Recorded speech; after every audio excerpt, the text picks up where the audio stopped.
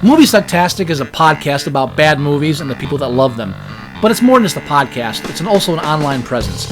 If you want to know more about Moviesucktastic or want to become a part of Moviesucktastic, you can find us on Facebook, you can find us on Twitter at Moviesucktastic, you can find our blog at boothreviews.blogspot.com, or if you want to give your own reviews that we might use on the show, you can go to reviews.moviesucktastic.com and check out our own little lunch.com community for Moviesucktastic. Check us out and become a part of the show, because the only thing more fun than a bad movie is sharing it.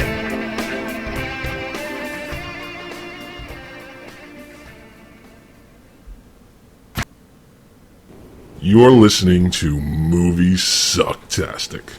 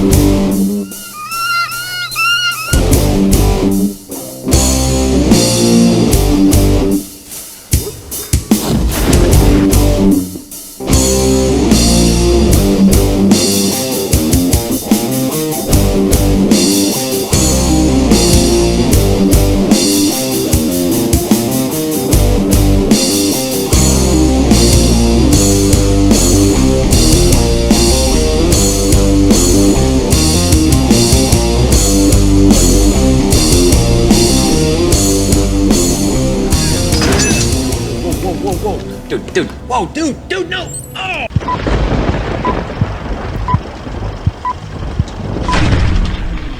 What's happening? What's going on? Dunkirk. Dun. Or as I like to call it, what's a guy got to do to take a shit around here? Yeah. Welcome to Moviesucktastic. This is one of our Oscar Best Picture nominee review episodes leading up to the big shit show that is the Oscars. Well, yeah. How are we doing that this year? We're doing it through Skype, right? There's a chance I might not be available to do it. Oh, that is true. That is true. Because when are the Oscars? March 4th. Okay. I'm flying back from Texas March 4th during the day. Oh, gotcha. I should be back in time to do it. Oh, God. Yeah, I can't. I can't hold you to that. No, I'm just saying. I should be back in time to do it. The flight we're booking, we hope to be home by 5. I would like to do it. Okay. As long as you want to do it, I want to do it. So I only want to do it if you can do it. I'm aiming to do it, but I'm just saying, there's one other year we had the same issue where I was traveling and we weren't able to do it. Right. 2 years actually we've done that. That might be the case this year because of the whole Texas thing. Okay. But we'll play that out as we get to it. I'm gonna try to do it. Mare has said that she would she'd come back on like she did last year. So be awesome. Yeah. Yes. And I would hope Holly comes on as well. We might take an extra day off because we're flying Sunday. So if that happens, we definitely probably we'll try to do that. Nice. I would love that. I think we had fun last year. I think it was good. I do too. So. But anyway, yeah. So we're reviewing Oscar Best Picture nominees, and now last episode we did The Darkest Hour. Darkest Hour. So there's no the. Sorry, Darkest Hour. So part 2 of our war trilogy. True. Is there? There's only these are the only 2 war films, right? Yeah, only 2. So yeah. Okay. But we're doing Dunkirk. Which now between the 2 films, Darkest Hour, great title. Dunkirk, fuck you. Yeah, I mean that's the best you can do. It's based on the Battle of Dunkirk, so I mean, what else could it have been called? They just call it the Battle of Dunkirk. Might as well just fucking go all out and just tell us what the film. It's a lazy title. It sounds like a documentary at that point, and this is one of those based on true events type movies. I would say that there's. Well, see, I don't know. What? I don't know how true to the Battle of Dunkirk it is. I think for all intents and purposes, from what I've read, it's pretty accurate. But I don't know. I don't know the history of it to make that. Here's my philosophy comparison behind the whole thing. Okay. Here's my philosophy for this.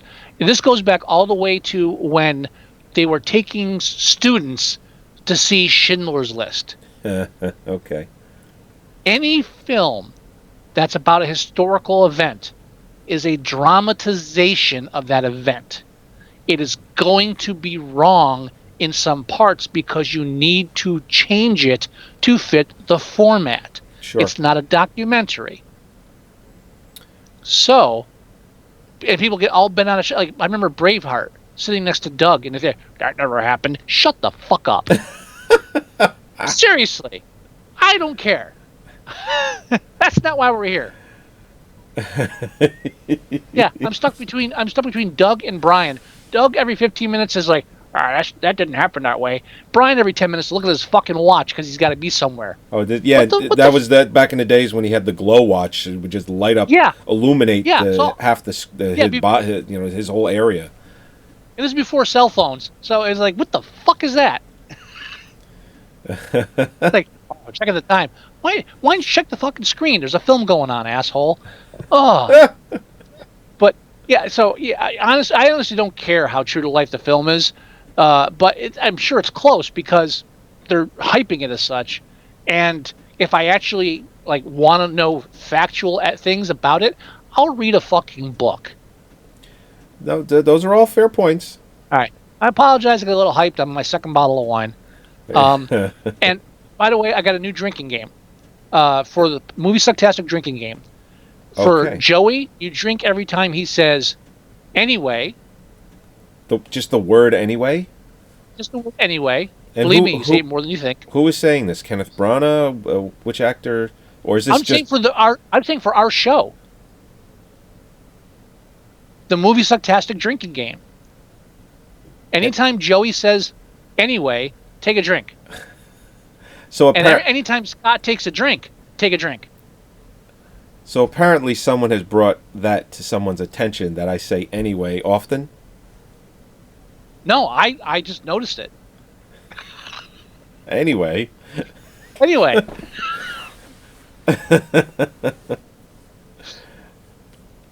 See now I'm gonna have a fucking complex about that shit. I've tried through the years of us doing this. I've tried to make my delivery of things that I say because no, not that it's no, I know it's a joke. Not that it's not a normal conversation, but I try not to sound like an idiot. Let's put it that way. You don't, but we do enough segues that you eventually say anyway. It has nothing to do with. You're right, and I don't think it's anything I could get rid of. Anyway. Every time Joey and Scott have a disagreement, take a drink. Well, there's only going to be a few drinks involved with that. It doesn't happen very often. Really? Yeah. I mean, like... I disagree. Anyway, Dunkirk. So anyway. This is the second... Yeah. I probably say it more than you do. I don't know. Anyway. Every time Scott rolls his eyes at Joey, take a drink.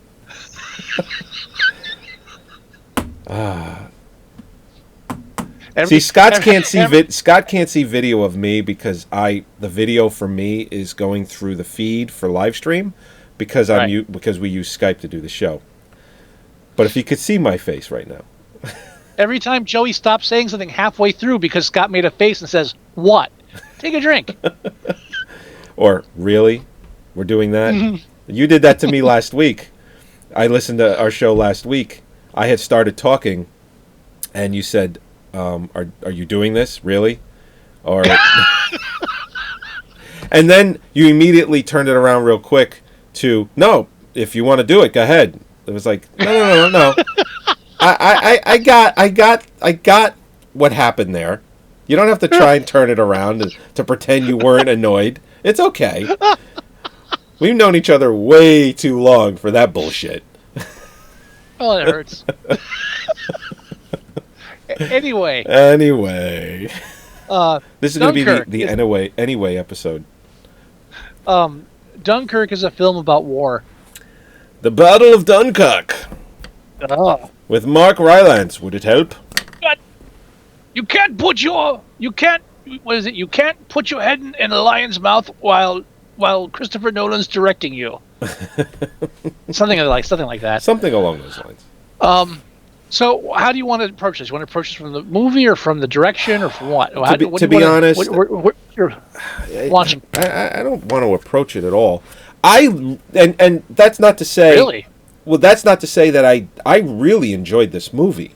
I really liked this movie. I thought it was paced very well. It was edge of your seat type filmmaking. The music, there isn't a lot of dialogue in this movie at all. There's hardly minimal any dialogue. It is mostly a visual experience with music to push that visual experience, to push the tension, and it does that for an hour and 46 minutes, or an hour and 40 minutes minus the credits. It does it for 100 solid minutes, give or take a minute. Yeah. And Christopher Nolan is one of the only directors that could do that. Mm-hmm. He, in my opinion, truly is the best working director that is out right now. I tell you, we've looked at his resume. We did that a couple of weeks ago, and we went right down the line. We could not find a bad film in the bunch. We couldn't even really find, what's his weakest movie? We could pick one of those, but when you pick one of, it's like, okay, this is probably his weakest film. Probably, let's say, Insomnia. That movie was made 20 years ago. And it was a remake of a foreign film, so, I mean, how much can you blame on him? You know what I mean? After Insomnia, it's just, like, stellar direction and performances from everyone involved after another. Even movies that, like, say, Interstellar, where when I saw the trailer and I just saw the movie poster where it said, maybe we weren't supposed to die on Earth, and I'm just like, what the fuck is this? And I was just like, Christopher Nolan, I'm like, all right, I'll give it a chance because he's that good, and I watched it and I fucking loved it. And he makes smart films. Very smart movies. Right. The Fountain? No, that's Aronofsky. It's Aronofsky. Yeah. I'm sorry. It's okay. I even before I said it, I was like, Scott, that's not Nolan. So I'm going to say it anyway. Fuck it. Just go with it. No. Yeah, I'm going to go with it. Just go with it. But he's not, I would say he's like Aronofsky, but he's in that same vein of like, just well, as far as knowing fucking filmmaker. As far as knowing what he wants, like exactly what he wants, he's exactly like Aronofsky. But their films are very different in that aspect. Aronofsky, he kind of goes more on the rails of, he still gives you a great performance and great direction, but his films have this different tone, this different feel to it. They drive a different lane. They're in a different path. Which is why Nolan's films, and mainstream is probably the word I'm going to use, but he still knows exactly what he wants and exactly what he's going to give you. And the perfect example of where these two guys intersect is that's why Aronofsky backed out of Batman Begins and Nolan picked it up. That's exactly right. I completely. And you know what?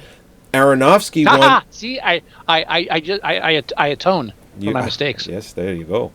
And Aronofsky, the reason why he jumped off of that was he wanted more Batman Year One. He wanted to go more. He thought that where Batman Begins was going was creative differences is really what it came down to. He just thought he didn't like the vision of Batman Begins. He wanted it to be more close to Batman Year One, which you know what? I would love to see that. Basically, if Aronofsky had done it, it would have been like if you took Adam West Batman but made it seriously. Probably, yeah. I mean, as far as costume, setting, tone, that's something they didn't want to do. Like you said, they different direction. Yeah, more mainstream. Exactly. And I think I think you nailed it with that. Thank you. I think Aronofsky's Batman Year One, or just whatever they were going to call it, Batman Begins, if they kept that title, I think it would have been awesome. But I don't know if everyone would have wanted that. I just don't know what. See, here's the thing. What's interesting about Aronofsky directing Batman is if you watch Black Swan, and you watch any of those scenes in Black Swan of the Birdmen that are in there, oh Jesus, they're very Batman-esque. If you really watch those shots, you get an idea of how dark and serious and how fucking cool that might have been if he directed Batman. I'm getting flashbacks to Black Swan now. Thanks. Well, if you want, you can Jesus. just go on YouTube or whatever and just watch those scenes to get the point that I'm making. Well, that's one of those films that Holly's never seen. I'm like, all right, one of these days we're going to sit down and watch this. You know that movie's 10 years old already? Oh, Jesus fuck. Yeah. Really? Yeah. My son wasn't even born yet. That's how old that movie is. Stop doing that. Anyway, let's talk about people dying at war. Dunkirk. So I made Holly watch this, and she didn't want to watch it. Okay. And by the end of the film, she was just loving the shit out of it. Yeah, but she's into war and she's into history, so the film captivated her. And like, there were scenes like the plane when it lands on the water, scenes like that where she was like on the edge of her seat. It's like, oh, you know. Yeah.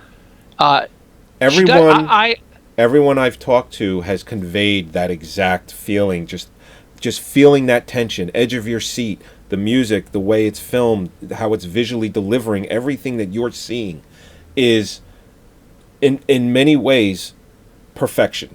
It truly is. And it's probably why it's going to win Best Picture as well.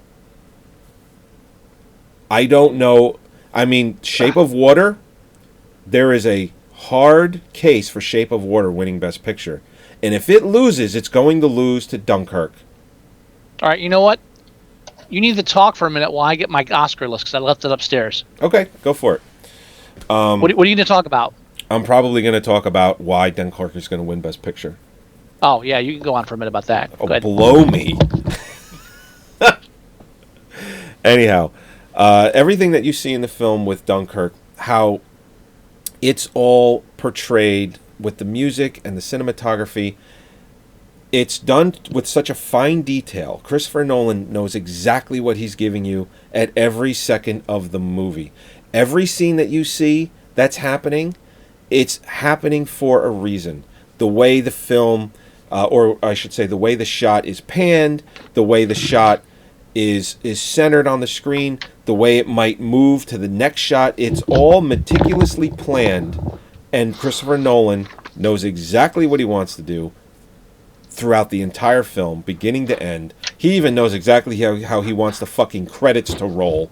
That's how much in command Christopher Nolan is. And the Academy is going to recognize that.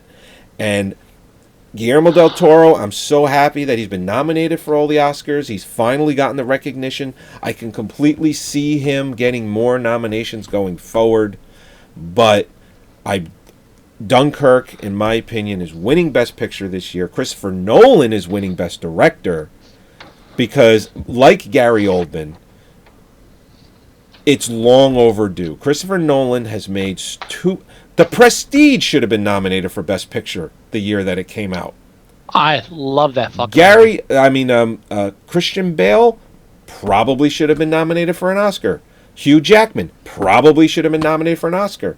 Fucking Michael Caine probably should have been nominated for an Oscar. All for The Prestige. Fuck, hell, I'd even considered nominating David Bowie for a supporting actor for playing fucking Tesla. Like, yeah, I'm not even joking when I say that.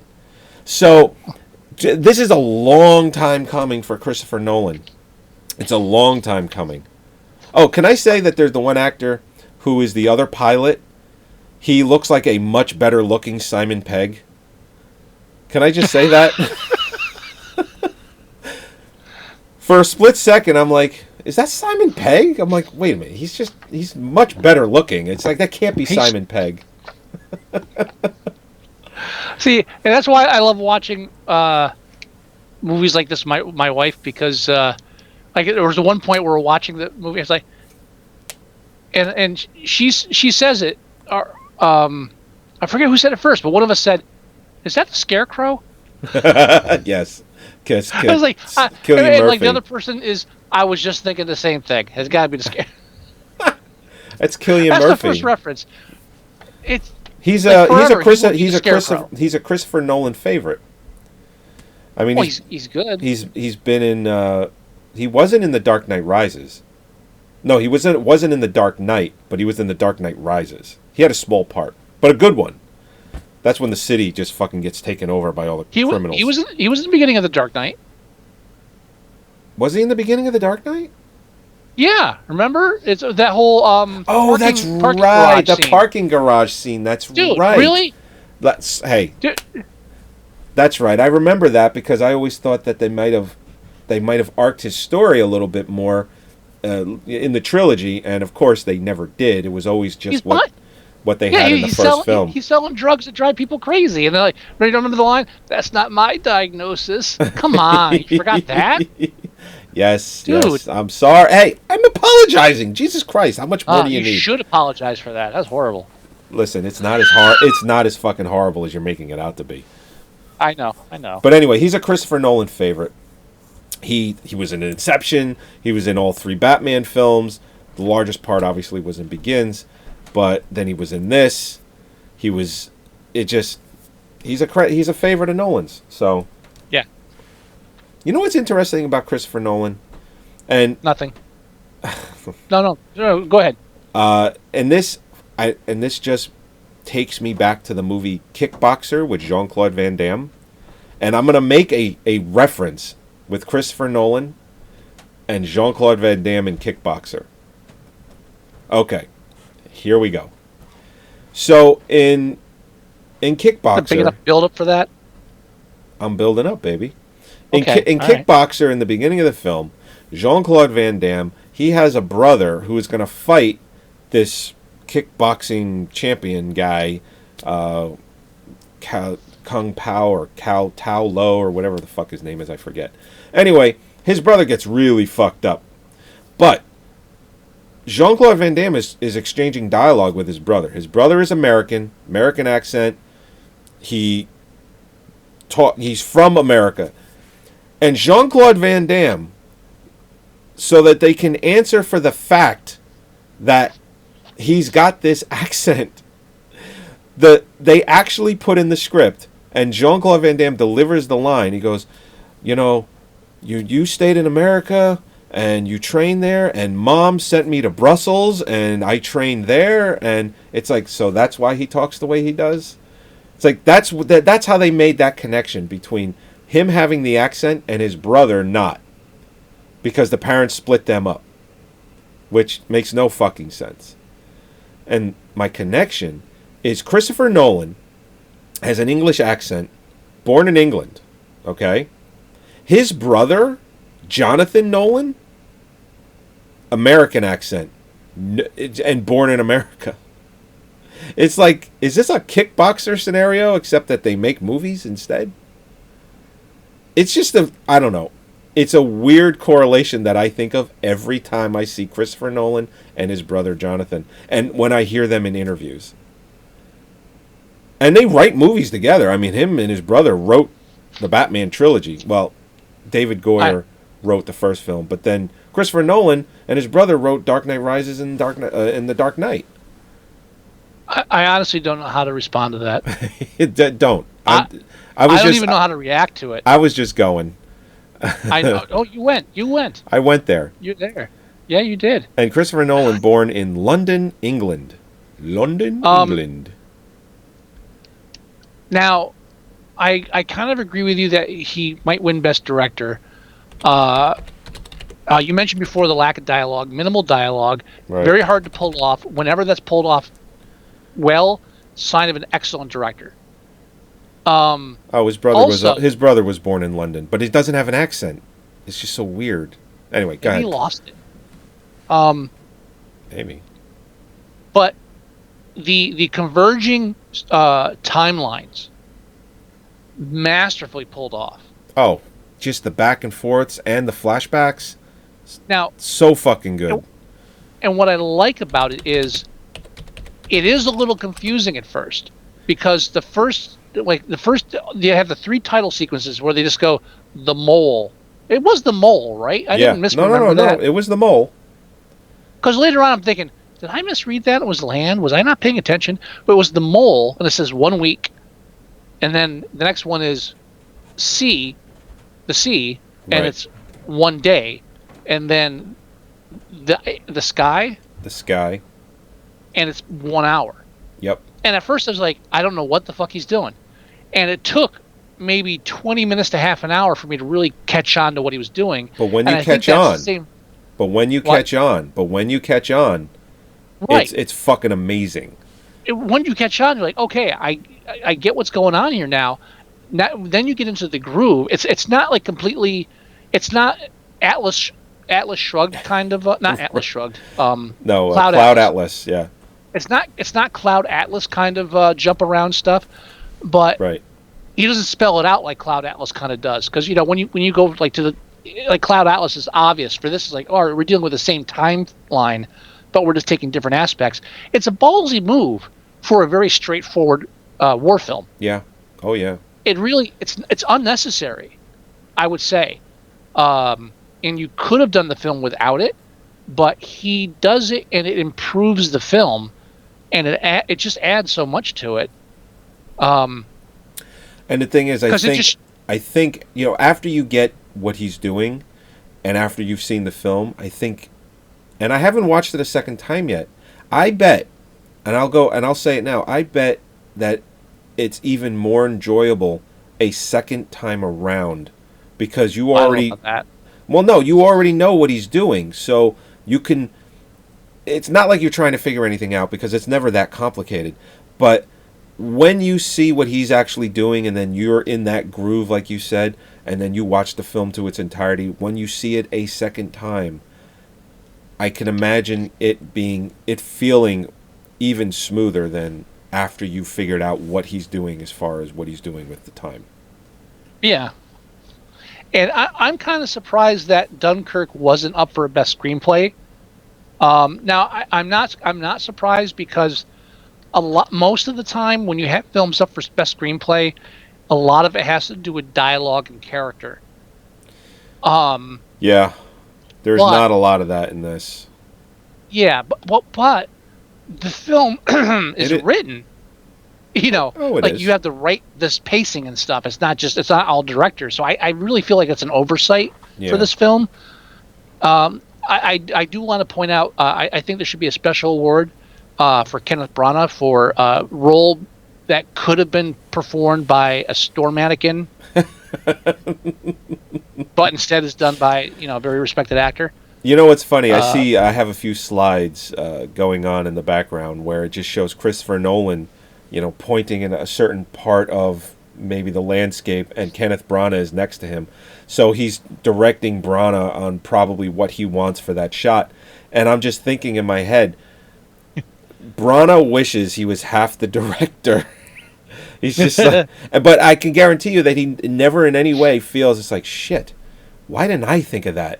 He's probably thinking, yeah, that's how I would have done it. It's like, no, you wouldn't have. Yeah. No. Yeah. Here's how that whole scene goes. I want you to stand there. So just stand there. I don't want you to. I just want you to stand there. Just stand with your arms down. Just stand there. Yeah. See and this. Occasionally you'll talk. Just stand there. Now, and when the planes get, just stand there. So what about when I hold the binoculars up? We're gonna have someone else hold it up for you and pretend that they're your arms. I want you to fucking stand there. Don't fucking move. And the more that conversation goes, the more angry Nolan gets. I want you to motherfucking stand there. Did I stutter? Did I fucking stutter? Stand there. So, well, but wouldn't I rush to hell? Did you fucking hear me? I don't fucking care if you did Henry V. Fucking stand there. I just love that at the very end. Spoiler alert. I don't know. Who cares? Like at the very end when they're getting on the last boat and he shuts the gate and is like, "I'm staying." And the guy looks up and instead of saying, "For the French," it's like, "I need to stand here for some more." Just fucking standing there. Yeah, they should be easy to find, sir. They're going to be over there giving up. It's like, ooh, ouch. So you pulled out your list. Did you pull it out for who's nominated for directing? Yes, I did. Okay. So we can go over that real quick. Okay. So we have Christopher Nolan for Dunkirk, obviously. We have Jordan Peele for Get Out. And as much as I really enjoyed Get Out... Hang on, I can't find my director. It should be on like the first 4 pages, and it's not. Must be the 5th page. No, it's not. Yeah, there it is. I got it. Sorry, go ahead. So you have Jordan Peele for Get Out. And as much as I love that film, he's not getting it. No, I know why he's nominated. Because there are some really good scenes in that movie, specifically. And it's a good movie. Oh, it's a really good movie, especially the scenes where the sunken place, that perspective of that is he's getting it. Awesome. I mean, awesome. Lady Bird, Greta Gerwig for Lady Bird. When we review it, we can talk about it more. But in my opinion, I don't see anything that stands out as far as directing goes, in my opinion. I don't. The Shape of Water for Guillermo del Toro. Yes, I mean, he directed the shit out of that. Absolutely deserves to be nominated. I mean, no, there isn't. Of all 10 movies, I'm positive that Shape of Water deserves to be nominated for Best Directing.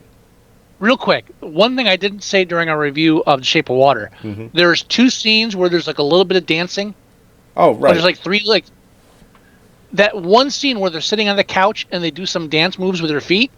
We talked about that a little bit. Yeah, no, but what I didn't say was that one scene when they're on the couch and they do the thing with their feet, that one scene blows La La Land out of the fucking water. Fuck you, La La Land.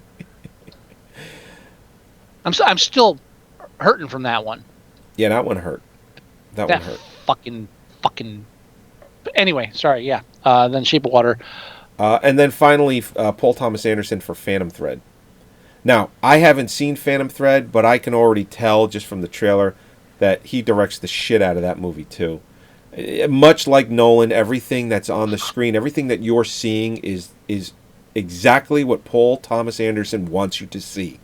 Everything is meticulously thought out and just put out for your viewing pleasure. That's the way he directs his films. That's the way Christopher Nolan directs his movies. This is going to sound like a stupid question, but I am in my second bottle of wine. Paul Thomas Anderson, that is the Rushmore guy, right? That's Wes Anderson. Yeah, I knew I was fucking that up. Thank you. Paul Thomas Anderson did Boogie Nights. He did your favorite, Magnolia. If no one can see Scott's face, it actually isn't his favorite. That's a that's a long running joke. But he did great films like There Will Be Blood. So he did. What's that movie with Joaquin Phoenix? The one about Scientology. The Master. Yeah. I still haven't seen that yet, but I hear that movie I hear it's awesome. And Joaquin Phoenix, I hear that I don't think he was nominated for Best Actor, and if he was, it's either the argument is he should have been nominated that year, or if he was nominated, he should have won. No one deserved it more. I mean, those are the 2 big arguments that I think I have going on in my head. I don't know. I love me some Joaquin Phoenix. Oh, yeah. Oh, yeah. Oh, yeah. So, did you hear that Casey Affleck is not going to the Oscars this year? Really? He's supposed to present the Best Actress Oscar, because the winner of Best... Who fucking made that choice? That's the way it is every year. The Best Actor always gives out the Best Actress, and the Best Actor gives out... Or the Best Actress gives out the Best Actor, and vice versa for the supporting. That's just the way they've been doing it the last few years. And, of course, there was this huge... Because he won last year, and because of all the sexual allegations, and this year with the Me Too movement, there was this a petition was signed. I mean, he's made the decision not to go. He wasn't uninvited. He just decided he's not going. Now, The I don't know. smartest thing he did since insert bad movie choice here. So I don't know if he's going to change his mind because, we're still a month away from the Oscars. You know what? I don't care. And this is going to be a little maybe offensive to somebody, but I don't care who he groped or tried to pressure into sex. He was damn good in that fucking movie. He was amazing in that movie. He was amazing. And that when it all comes down to it, that's what it should be judged on. Yeah. He could be a horrible person, but if he was the best actor, then he should win the Oscar for it. I'm sorry he was, now, maybe he was a horrible person. I'm sorry, but I still felt he gave the best performance that year. Yeah. Now, if you want to, again, when you talk about the tone in Hollywood and women being subjugated and oppressed, and all the shit that's been coming out, and just all the shit that women have to deal with in any fucking profession in this country, it's fucking deplorable. And yeah, I mean, do whatever you want to the fucking guy, but after you do it to him, give him the Oscar. Because he won and he fucking deserved it. Yeah, I mean, take him to court, fuck him up. If you don't want to put him in films in the future, if you want to blacklist him, go for it. It's your industry. But first, give him the Oscar because he was fucking awesome. And I think that James Franco, what they didn't do with Casey Affleck last year, because the Me Too movement, the Hollywood, the sexual allegations coming out of Hollywood, it was just too much. It was way too much. So when James Franco had the 5 accusers come out against him, I think they did that with the ballot. They judged him on the ballot, and they just, because let's put it this way, if he doesn't get those sexual allegations, I think we see Disaster Artist as one of the best pictures. I don't think they'd have 10, but I think, here's what I think. One of these movies is not nominated, and honestly, I bet it would be maybe something like The Post, or maybe Call Me. Well, no, Call Me by Your Name is going to be in there. Maybe Get Out doesn't get in. All right, real quick, have you seen The Disaster Artist yet? I have not seen it yet. Okay, trust me when I tell you this. I love the film. It's not a Best Picture. Okay, but I loved his performance in it. He's not a Best Actor. Are you sure? Honestly, I'm surprised it got Best Screenplay. I love the film. It's a good film. It's not an Oscar film. Just hands down. Okay. Any hype it got about Oscars is because it's about filmmakers, right. And that is again, Hollywood loves itself more than anything else. Well, yeah. Here's the thing.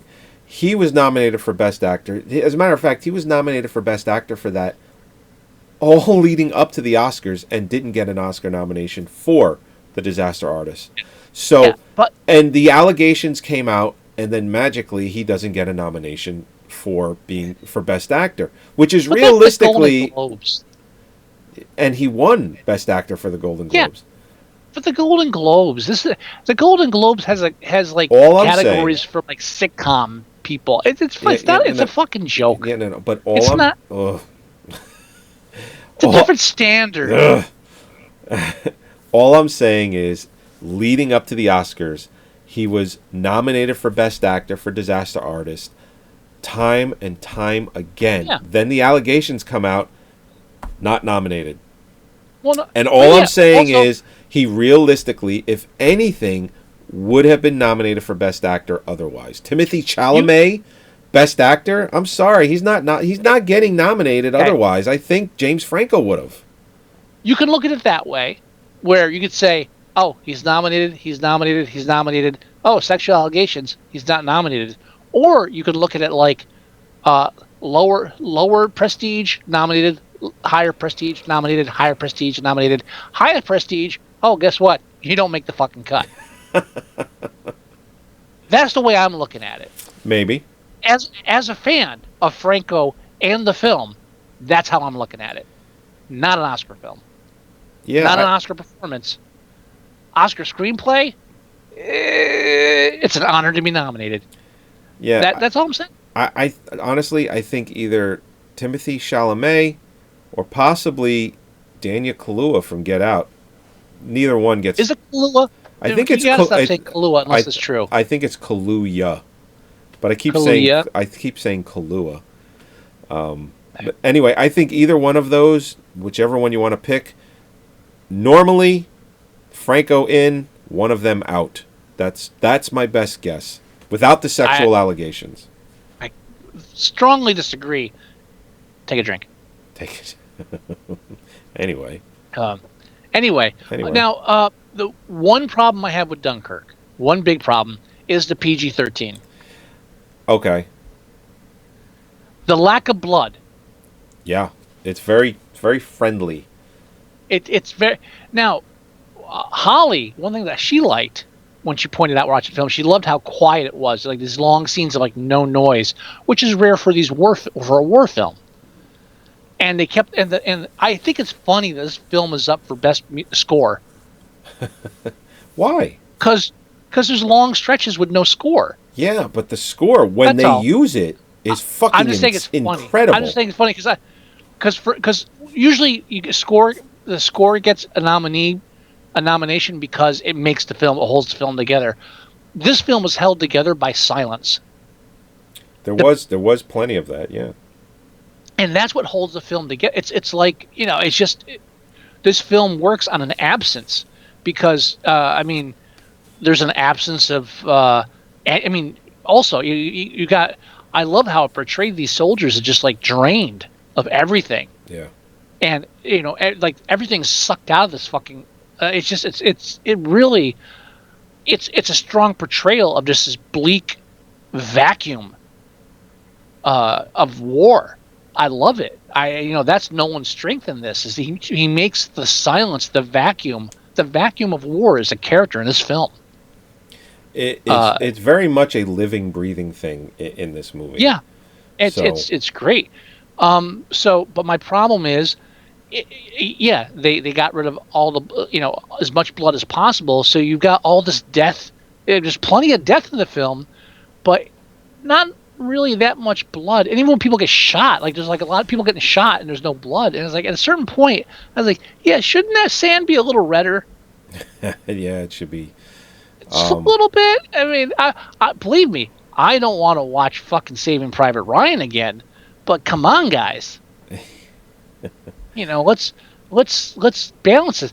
So they play a little fat, and that's why, like, once we get out in the water, there's a lot of people drowning because less blood that way. Wow. I think the most blood we see is when the kid hits his head in the boat.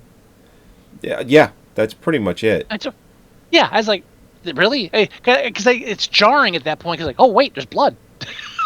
You know what? I'm looking at Christopher Nolan's resume of films, and I want to say, just from the look of His oeuvre. And I'm going to look at it now, but I think the only R-rated film he's ever made is Insomnia. Which again, it's a remake of a foreign film. It's not really his own film. Right. So Insomnia is rated R. Memento is rated R. It's got to be. Come on. Yeah, and other than that, the dude makes Batman Begins PG-13, Prestige PG-13, Dark Knight PG-13, Inception PG-13, Dark Knight Rises PG-13, Interstellar PG-13, Dunkirk PG-13. The last R-rated film he made was Memento. I'm sorry, was Inception.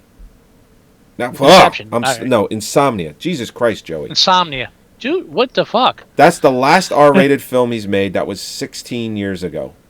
Insomnia was after Memento. Memento came out in 2000. Insomnia came out in 2002. It's what he followed up with. Then he made Batman Begins. And what I love about Christopher Nolan is he made Batman Begins and didn't just jump right to another Batman film. He went right into The Prestige right after that. Then did another Batman film. Then Did I mention I fucking love that film? The Prestige? Oh, yeah. Yeah. And I'm right there with you. That fucking great. And you so know what? Fucking good. I probably have only watched it twice. It's That's how good that film is. It's like stuck in my like Fight Club. I love, again, a hard film to say, it's a huge cult following. I mean, I've probably seen Fight Club 20 times. Oh yeah. But like The Prestige, it's almost like if I want to rewatch it, it's too much. It's like it's overwhelming. It's like I can't watch that again. It's still so it's seriously it's like it's like I know it's so much to go over again. It's almost it's daunting. It's a daunting task to go back into that film. Yeah. I don't think it's a long movie. That's how good of a film it is. I don't think it's a long movie either. Yeah, it's 2 hours and 10 minutes. I don't mean too long. I just mean like the investment into the film. I know what you mean.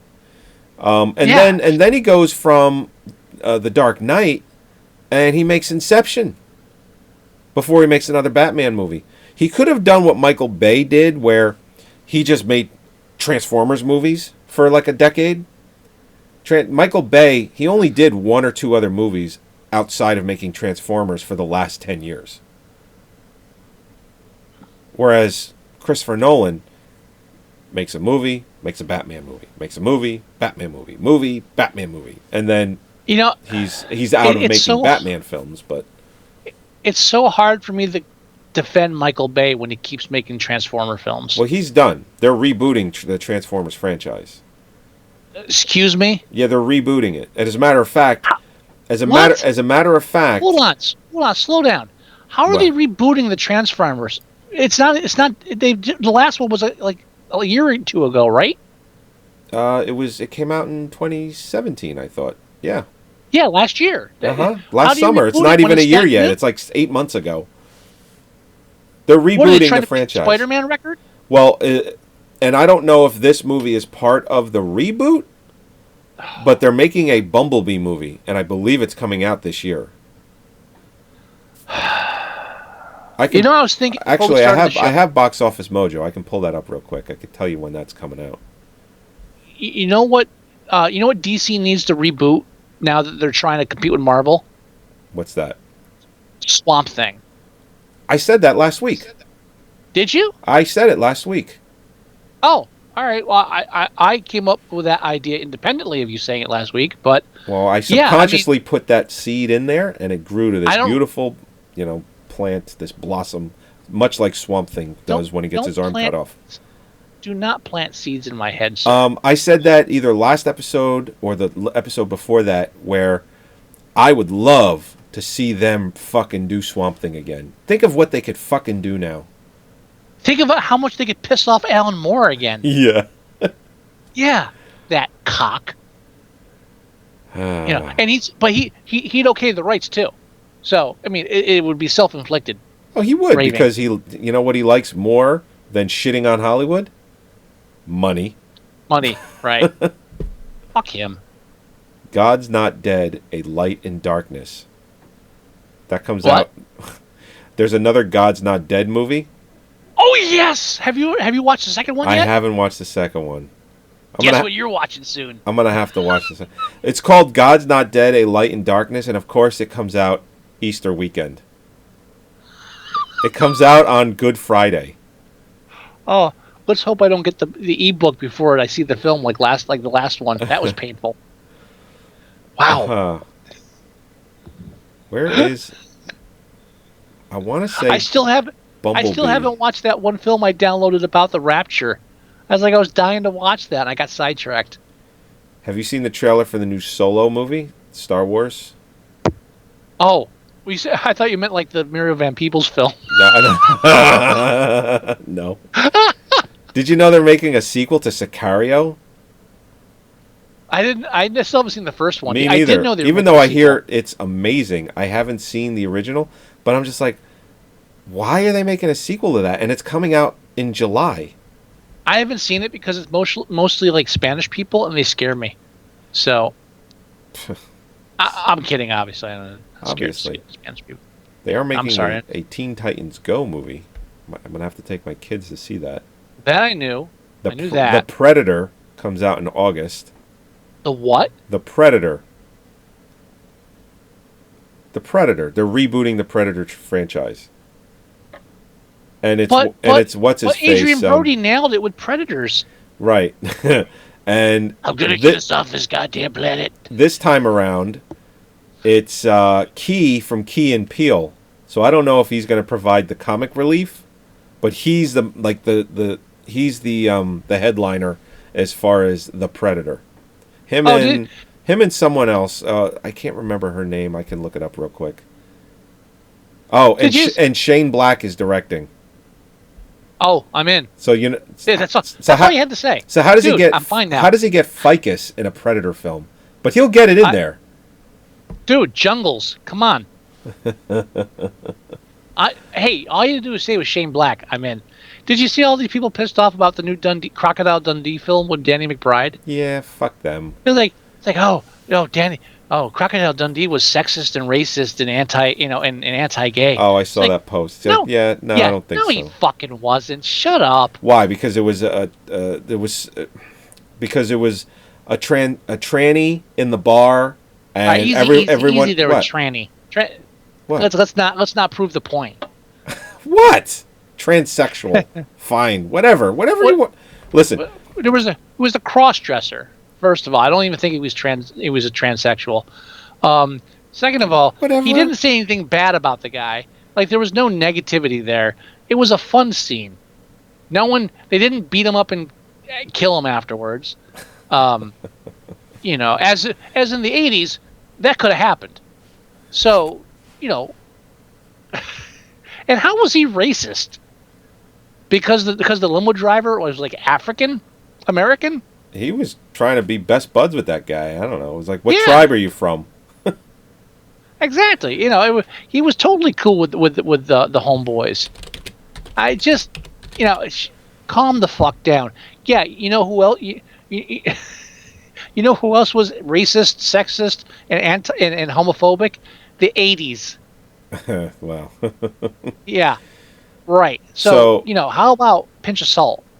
So in The Predator, you have... Oh, God. So instead of Predator, it's The Predator. It's The Predator. Oh, God, fucking You got Keegan-Michael Key. You got Thomas Jane. Oh! Olivia Munn. Who? Olivia Munn. What's she been in? She's been in her? She's been in a few things. She was in the last X-Men film. She played one of the superheroes. No idea. If you saw her, you know who she was. She's most famous for being on. I just had a flashback to like every other actor I've ever talked to Holly about. Oh. Oh, if you saw him, you know him. But she's famous for being on that G4. There was a TV show on G4, Attack of the Show. I think it was called Attack of the Show. I vaguely know what you're talking about, but unfortunately, I'm not a teenager with too much time on my hands, so I've never seen it. Well, they were doing that show like 10 years ago, but even then, same rules apply. And I'm trying to find the name of the show, but I could have sworn it was called Attack of the Show. And, that sounds very familiar. And they talked. They talked mostly about video games. So she was one of those annoying fucking hosts on those shitty. Yeah. Okay. I already don't care. Apparently, there's some nudie pictures of her that has gone around the internet. There's a shock, dude. I told you had me at Shane Black. You can stop. Yeah, but see, my problem is... All right, I saw Predators in a fucking theater. I'll see this, okay? You got me. Okay. Did I? Wait. Did I see it in the theater? I am almost positive I saw Predators in a theater. No, if you saw it in the theater. I'm almost positive I saw Predators in a theater. Because wow, I'm not sure. I think I did. Because I think that's why it's that much more painful. I think I actually did see that in the theater. Huh. Ugh. See, here's the thing. Here's the problem I have with Shane Black. These types of movies aren't in his wheelhouse.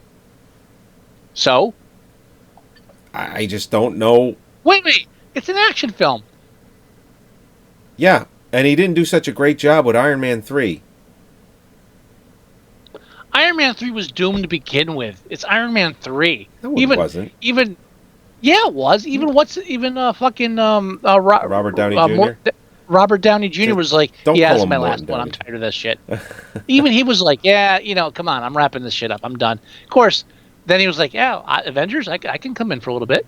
So Right, yeah, because he's only making $40 million a year. Right, but now he can do that Nolan. without carrying a fucking movie. Well, yeah. But yeah. So I mean, that was like a gimme. It's like, oh, okay, here's easy money. Do it, Shane.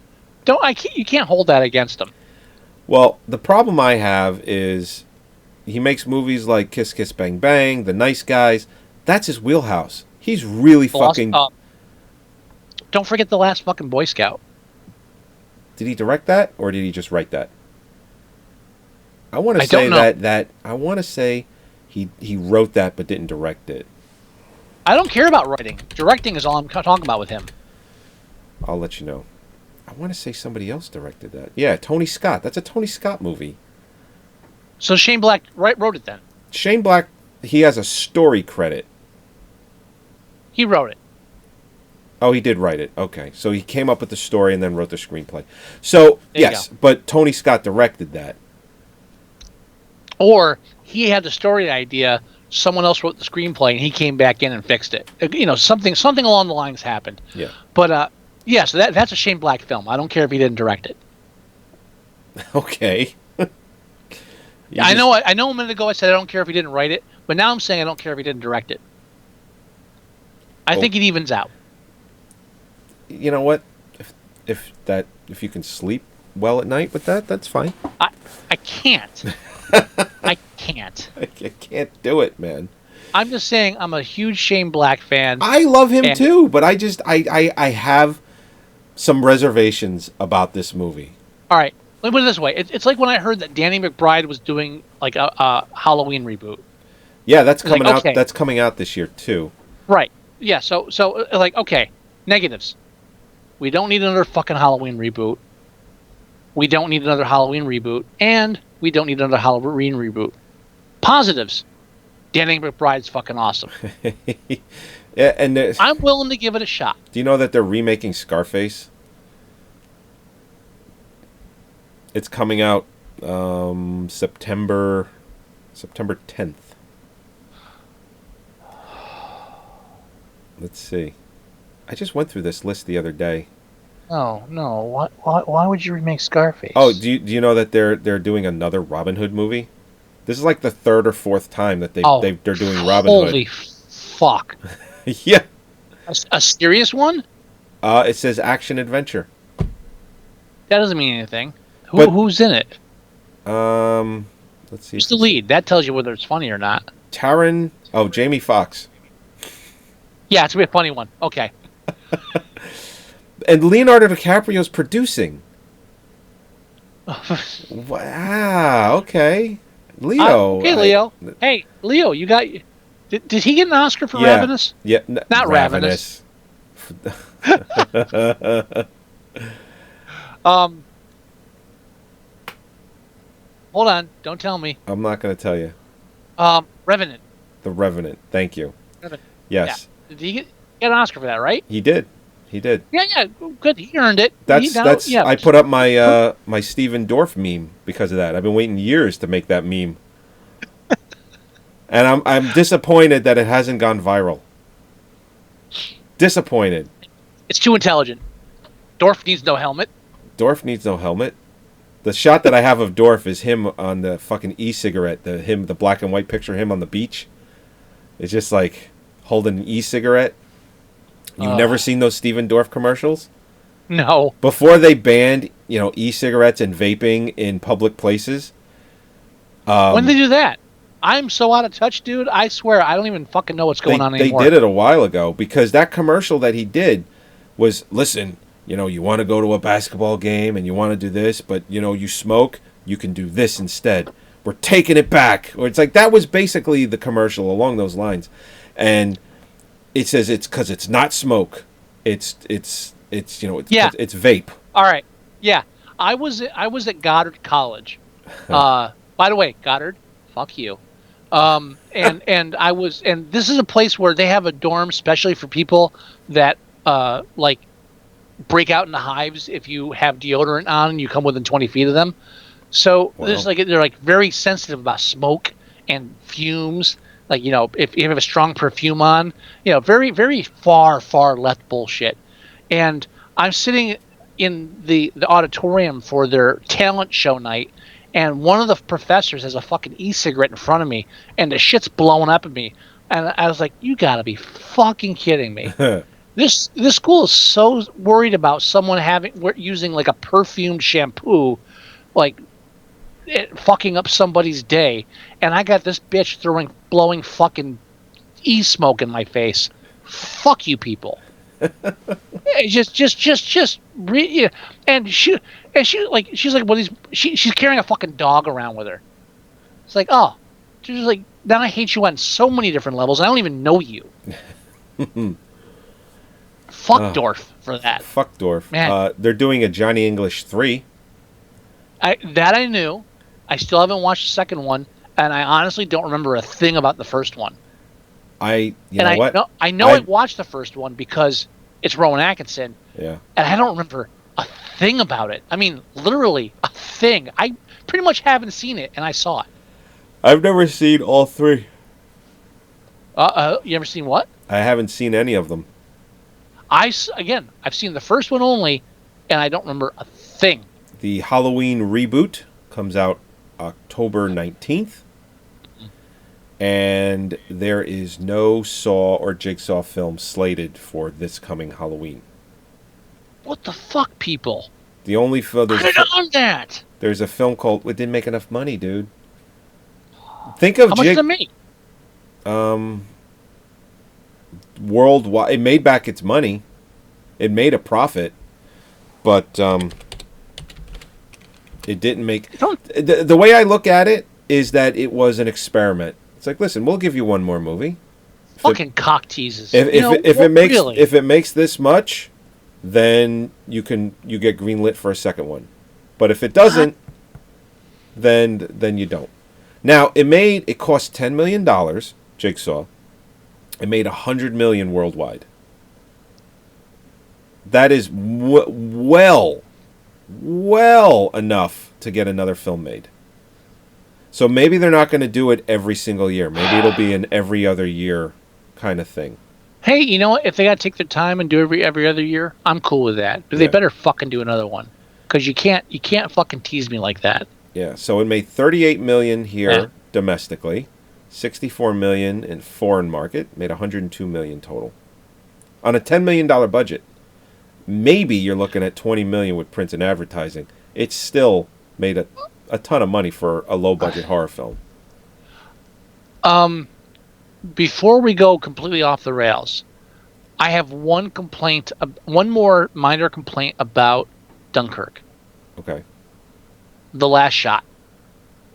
Oh, with Tom Hardy? Is that spoiler alert. If you don't want the last shot ruined for you, turn off the show now. So they have the whole thing with the pilot, right? Yes, Tom Hardy. Another and they have the plane burning. Nolan favorite. So right, and I didn't realize that was Tom Hardy. And they got the whole thing going up for the whole thing with the plane burning, and it's symbolic. And he's reading Churchill's speech, and then he finishes Churchill's speech, and they got the shot of the plane burning. I'm like, fade to black, cut to black. And the last shot, they cut back to the idiot kid we've been following through the whole film, Mr. I Can't Take a Shit to Save My Life. And he just looks up confused for a second, and then we go to black. What the fuck was that about? Yeah, I agree. It should have ended on Hardy. And on the plane. And not even Hardy. The fucking plane burning. That's your symbolic shot. That's what you want to end with. Not the fucking slack-jawed idiot reading the fucking newspaper. You want to know how on board I am with you on that? That's how I end our slideshow. With that fucking shot. Yeah, absolutely. I end the slideshow, which it's already looped once. I end, yeah. Well, hey, I ended the slideshow with that last shot with Tom Hardy and the burning plane. I'm sure he had a vision.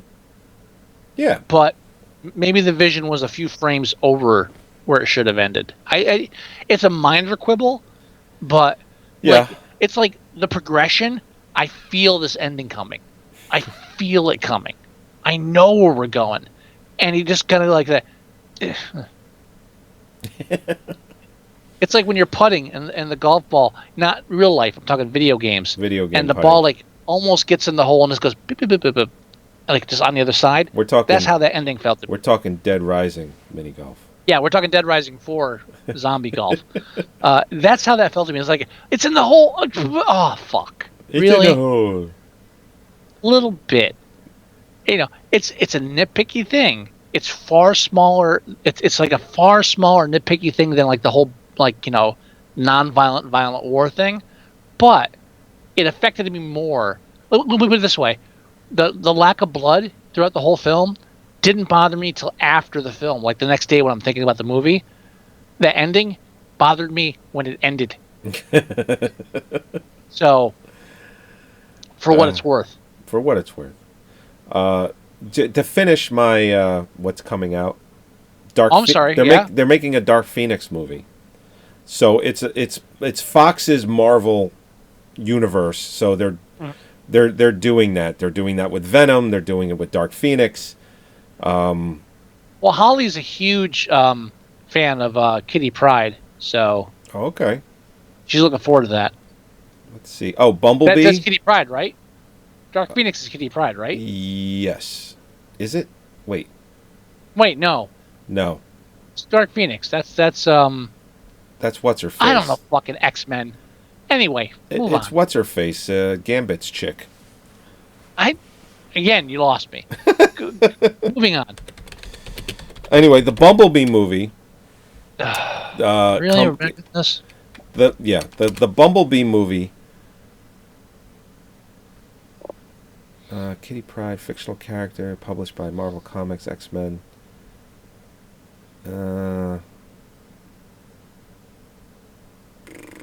Kitty Pryde. Is it Rogue? Oh, Rogue. Yeah, different character. Never mind. I think she likes Dark Phoenix too. I don't know. Again, X-Men just loses me, except for Logan. That fucking again, Logan for best screenplay. Yeah. Holy shit! And I don't think it deserved it. But hey, kudos to a superhero film getting in there. Yeah. Aquaman and the Bumblebee movie come out the same weekend in December 21st. So I think one of those is going to get moved, and it's probably going to be Bumblebee. All right. I knew that they were going to do an Aquaman film, but it still bugs me that they're doing an Aquaman film. Oh, yeah. So now, before we go ahead and end... What? Did I tell you I saw Justice League? No. I liked it. I liked it a lot. I had a lot of fun with that movie. Yeah, it was fun. And all right, I'm going to say this right now. I heard all this shit about the CGI mustache nonsense. Yeah, I talked about it. I wasn't a fan of it. But I'm watching the film. I was like, because I was watching it with my with Catherine, my oldest stepdaughter. Okay. And I was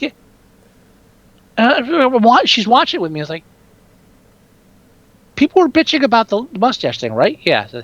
I can't tell. Oh, I could tell. I don't think it's that bad. I could tell. It wasn't bad, though. It wasn't horrible, but it annoyed me enough that I could tell. You only knew that if someone told you about it. It wasn't that bad. I would have noticed something was slightly off.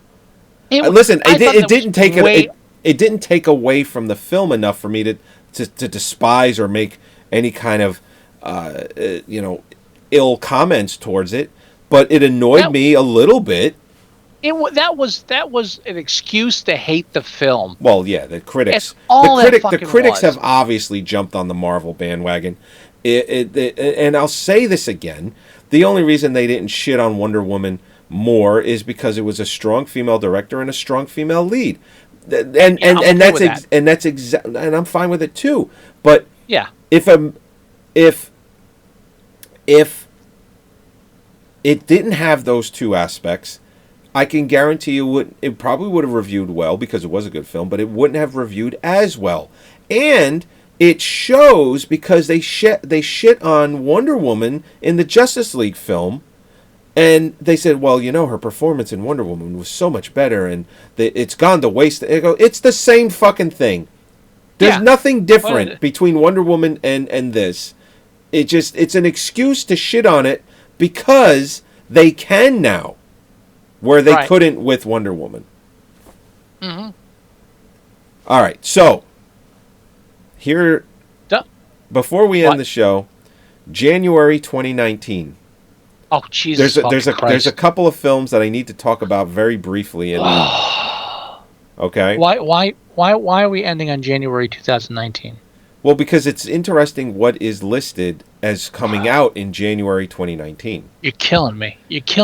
And there is a film called Eli, which I'm wondering if is a sequel to the Book of Eli. No, there's no way in fucking hell it's a sequel to the Book of Eli. There's no way in hell. It says it's a horror film, but he dies at the end of the Book of Eli. It can't be a prequel. No, there's no fucking way it's connected to the Book of Eli. I would put money on that right now, knowing nothing else except the name, and you saying it might be a sequel. I'm like, no. Then there's a film called Ad Astra, which sounds familiar, but I don't know it. Ad Astra? Yeah, it's a sci-fi thriller. It says. Anyway, but the most high-profile film that's listed as coming out in January 2019, and I'm wondering if it's going to get pushed. I hope to God that it does. Is Hellboy. The reboot of Hellboy is slated for a January 2019 release. Uh-oh, something didn't test well. So I wouldn't be surprised if they're in reshoots or they're planning for that, but... Or it could be that one January film that actually does well. There's always one. There's always one. I'm sure it'll do well. It doesn't mean it's going to be good, though. Again, look at Taken. January film spawned 2 sequels and a shitty TV show. Yeah. Have you seen the Taken TV show? No. I haven't even seen Taken 3 yet. But the funny thing is, the first episode of Taken, the TV show, takes place on a train, and then after the train scene is like, I'm done with this shit. And then 2 months later, there's a trailer for a new Liam Neeson film, and he's on a fucking train. It's like, come on, really, people? Really? The Commuter. Come on. Stop. They're never gonna stop. Stop. You stop. I forget what movie. It was like a Liam Neeson film, like a real old Liam Neeson film. Yeah. I remember it came up and it's like, and we're telling Lilith, it's like, see, this is before Liam Neeson would hunt down and kill people. What was it, like High Spirits or something? No, it was not High Spirits. No. I blocked most of that fucking film. You know what that film is? That film is me. Here's that film. The opening with the voiceover of Peter O'Toole on the telephone. Right. And then after that, the rest of that film is fondly remembering the opening of Peter O'Toole on the telephone. Yeah. That was Steve Guttenberg's last hurrah. Sadly. Yeah. And no, the television remake of television. The Boat Upside Down, Poseidon Adventure. Poseidon. The television remake where he walks around with sleeveless shirts, like flexing to help lift people up. That was not his last hurrah. His last hurrah was High Spirits. God, I mean, what didn't that come out in like '94 or something? That was a really long time ago. I'm almost positive that came out after the film where he played a cancer survivor. Oh yeah, I was just thinking that. Yeah, and he pretends to be an Australian biker.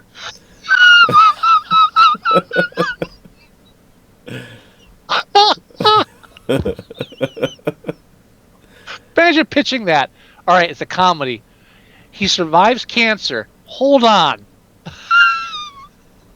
You got your cancer in my comedy. You got your comedy in my cancer. What is this, a Seth Rogen film? God, I totally got the year wrong for High Spirits. That movie came out in 1988. And when did the biker film come out? All right. I know we got to end the show, but this is too good. You know what? That probably came out after. I think I'm dead wrong about that now. I think that came out after High Spirits. Now that I think about it, I'm probably definitely wrong. That's got to be an early 90s film. That was after... Was High Spirits before Three Men and a Baby? I think that came out the same year. Ooh. I think both of them came out in 80... No, Three Men and a Baby came out in 87. And High Spirits was... High Spirits was 88. Came out the following year. All right, the biker film had to have come out after High Spirits then. I am incorrect. Then, let's see. But then he did Three Men and a Little Lady. So which doesn't even count. Well, I mean, it's a huge sequel, so it should count. I think Look Who's Talking 3 was taken more seriously than Three Men and a Little Lady. Yeah. That's right. There were 3 of them. Yeah. I remember. Rosie O'Donnell was in the third one, I think. Of Three Men and a... They only made 2 Three Men movies. No. The Look Who's Talking films. There were 3 of them. Oh, yeah. Well, Rosie... There was Look Who's Talking, Look Who's Talking 2, and Look Who's Talking Now. Roseanne Barr did the voice in the second film. Rosie O'Donnell was in the third one? I thought Danny DeVito did the voice of the dog. I think they went right from the Rosie kids. O'Donnell, I meant Roseanne Barr. Oh, okay. So I think... Sorry. So she was in the second one, and I think the third film, which I've never seen, I think the dogs talk. They got rid of the kids talking, and they went right to animals. You know what? It's a weird thing when you're in a conversation where it's like, no, not Rosie O'Donnell, Rosie O'Barr. Rosie O'Barr. I was like, is there a difference? I don't know. I'm lost. The name of the movie, which I would have never guessed in a million motherfucking years. Hold on. Let me guess. Hold on. Oh, this is why I didn't recognize it. All right, see if you can guess this. They renamed it. They renamed it, and that's what I'm looking at. And I'm like, Okay, I don't remember the name of this fucking... Titles. What was the original title? The original title is Don't Tell Her It's Me. That's the one I remember. Yeah. Okay, Don't Tell Her It's Me. What's the retitled one? The Boyfriend School. Wow. What a horrible rename. The Boyfriend School. Wow. It should be called The Stalker School, really. And it came out in 1990.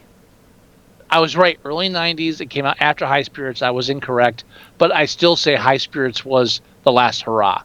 Because it was a mainstream film. Now, I'm going to Don't say... Tell Her It's Me Yeah. was a theatrical release. Yes, it was. But I don't think it was pushed as much as High Spirits was. I think High Spirits was supposed to be like, hey, it's like Ghostbusters, you know? But no. But yeah, Don't Tell Her It's Me. He's Australian. Rides a motorcycle. Oh boy. I remember when he first meets her. It's like a scene right out of Fast Times at Ridgemont High. There's a robbery at the 7-Eleven. I remember that scene so much. Now, why did they rename that? Probably. They usually rename the stuff because they all right, let me start from the beginning. They usually rename films like that because they get distribution rights for DVD, but there's something about the ownership of the title, but they own the distribution rights, so they change the name. Huh. Like the other film that they did. That's my vague understanding about the complicated the other nature film of that. The other film that they did that with that sticks out is I Come in Peace. Oh, I was just gonna say that. Shit. I was like, after he says this, I'm gonna talk about Come in Peace. Yeah. Yeah. They renamed that shit to Dark Angel. Yeah. It's like, what the fuck? The last line in the movie. The last line in the movie, or the second to last line in the movie, is "I come in peace." You go in pieces. You go in, then go in pieces. Then go in pieces. I haven't watched it in so long. Pretty sure it's "then go in pieces." Dude, I that's one of those films like I've seen, but then when I think about it, I watched that once on video, and I've never watched it again. And I remember everything so fucking well. I've seen it one time. I remember most of it. I can tell you the beginning and the ending and like parts of the middle. So I know way more about that film from the 80s that I watched on video once than I do of Johnny English. Yeah. But I know I watched Johnny English. I know I watched it. I've never seen any one of them. But I'm happy that they're making another one for some reason. I've never watched any of them. Give Rowan Atkinson more money. That's all I care about. I don't care what he does. Yeah. He could be in the next Crocodile Dundee movie. I don't care. Just give him more money. There you go. But wait. Yeah. I don't know. What were we talking about? We went off on a tangent because I was talking about films coming out, and I had talked about Hellboy coming out in January, and then we just went on this tangent and ended up where we are now. I'm lost. So let's go ahead and rate Dunkirk so we can end this fucking thing. Okay, hang on. Let me bring it. Oh, I can't. Hold on. I gotta get my keyboard. I put my keyboard aside. It's currently 8.1. Okay, you know what? I'm okay with an 8. I'm comfortable, very comfortable giving it an 8. Yeah, I would say as far as war films go, I didn't get misty at all. I didn't get, I wasn't traumatized like I was with Hacksaw. I'd say an 8. I'm good with. I'm good with an 8. Only because of the direction and the use of minimal dialogue and the use of silence as a character. Yes. All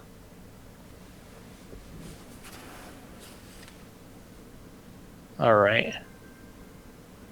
IMDb is showing me Web of Fries. Are they fucking with me now? Web of Fries? Oh, yeah. They did that with me, too. What the I don't even know what that is. I fucking hate IMDb now. They don't want you to have fries with that. What does that say? It gets cut off. Nacho fry. Oh, it's a Taco Bell ad. Oh, yeah. They have these new fries that they. Yeah. Whatever. Here's a tip. If I have to hunt for what the fucking thing you're selling is, it's a bad ad. Yeah. Oh, I'm so tired. Right. I'm tired, Joey. Tired of all of it. I'm tired of Oscars. I'm tired of movies. I'm tired of taco fries. I'm tired. So tired. David Coep wrote I Come in Peace? Holy Christ. Do you know the resume, or what's the word you used? Oeuvre that fucking David Coep has? Well, oeuvre is like the body of work. Well, I will say this. David Cope, I always said Cope, but I'm sure it's Coep. It might be Cope. But you know what? He wrote Dark Angel or I Come in Peace in 1990. It was only the third thing he ever did. After that, he did movies like Jurassic Park, Carlito's Way, Mission Impossible, Lost World, Panic Room, Spider-Man. But then he's also done real great films like Toy Soldiers. And hey, I like Toy Soldiers. I liked it too, but let's be real now. Come on. Oh, for what it was good. He wrote The Shadow. Snake Eyes. Wait, he wrote The Shadow? Yeah, with Alec Baldwin, The Shadow. Is that... okay, The Shadow. I was thinking of The Spirit. No, never mind. No. I beat you like eggs. Snake Eyes, Stir of Echoes, Snake Eyes. Yeah. That's a not Coppola. No, it's De Palma. De Palma, the other Yeah. one. Yeah. The other Italian. Wow. What? He also wrote Premium Rush, though. I dug Premium Rush, and we talked about that because that was the first film I ever really like. That was the first film I saw Michael Shannon was like, yeah, that guy, I know that guy. He also Ghost wrote. Protocol. What he wrote? Oh no, that's characters. That's characters because he did the first Mission Impossible. Shit. Oh, he also wrote Indiana Jones and the Kingdom of the Crystal Skull. Yeah. But he did do the Ricky Gervais film Ghost Town. That was okay. I mean, that was standard. There was nothing really. But they oh shit! He wrote Trigger Effect. You ever see the Trigger Effect? Is that the one? No. Michael Duchovny. No, David Duchovny. Sorry. I want to say no. That's the one with David Duchovny. Yeah. This is like almost. They think the world is ending because the power grid goes out. They're like in this isolated like cul-de-sac area, and like all of a sudden the power leaves and no one has any information, and everybody's freaking out, and yeah, it's kind of like a pseudo end of the world film where it's just like, yeah, it's not bad. No, I've seen it. I've seen it. I actually liked it. He wrote and directed that. That's cool. I remember seeing trailers for that when that came out, and I was like, shit, I want to see this movie. I didn't get to see it in the theater, but it was a young David Duchovny. No, it was Zach. It wasn't David Duchovny. It was Kyle MacLachlan. Kyle MacLachlan, and the other guy. I think you're thinking of Dermot Mulroney. No, I was thinking of. I got Twin Peaks mixed up with X-Files. Okay. Common mistake. It happens. Happens all the time. I still haven't watched the new X-Files. Me neither. I haven't watched last season because they're right. The new episodes are out now. Let me rephrase that. I obviously haven't watched the new X-Files because I couldn't make it through 15 minutes of the first episode.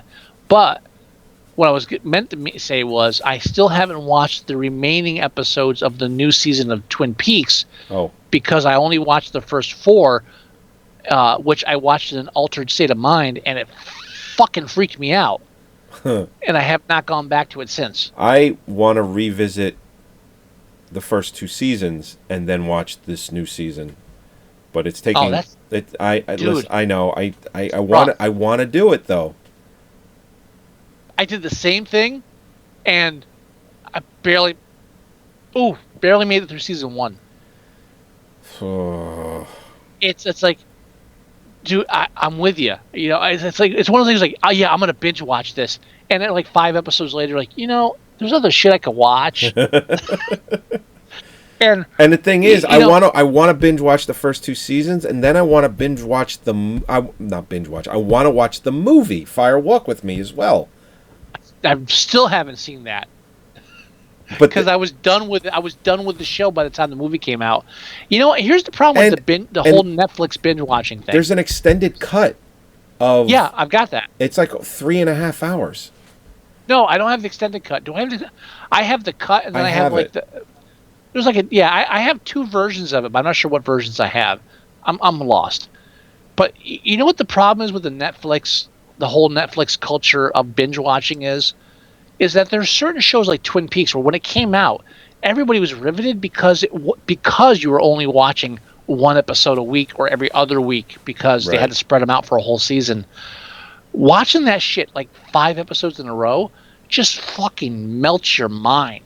It's just you can take that shit for an hour and then think about it for a week, but then watching episode after episode after episode with no like chance to like digest it, it just becomes just like this cavalcade of like, it's weird to say being overwhelmed by mundanity or like by slow, like the show's so slow and methodical that it's even worse than if you're watching a show that's full of a lot of shit. I've tried twice. I've tried to binge watch Twin Peaks all the way through twice, and so far I still haven't been able to finish it. So, I still have not gotten past Rosie's face appearing in the doorknob. So there's no hope for me then. Probably not. Yeah. Okay. Just go ahead and start watching The Walking Dead. Maybe you'll enjoy that.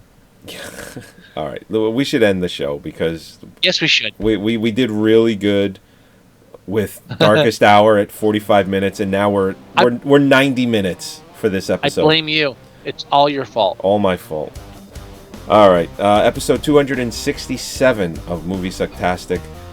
As always, we thank you for joining us. Next week, thank you so much. We don't exactly know what we're reviewing next week, but we're going to talk and we're going to figure that out. But it's going to be 2 of the 4 remaining Oscar films we haven't reviewed. Well, it's either going to be Phantom Thread and The Post, or it's going to be Call Me by Your Name and Lady Bird. We just haven't decided which 2 are next week yet. Right. So go to our website at Moviesucktastic.com. Download the show there. You can listen to the show there. You can tune in live every Thursday at 8 o'clock and hang out with us while we talk the shit. You can go to our... Fuck yeah. You can go to our Facebook page at facebook.com/Moviesucktastic. You can go there and everything we post from... Wow, that was great.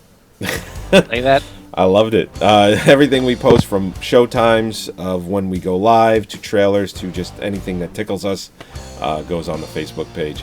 You can go to our Tumblr page. It's moviesucktastic.tumblr.com. You can also go and leave us email.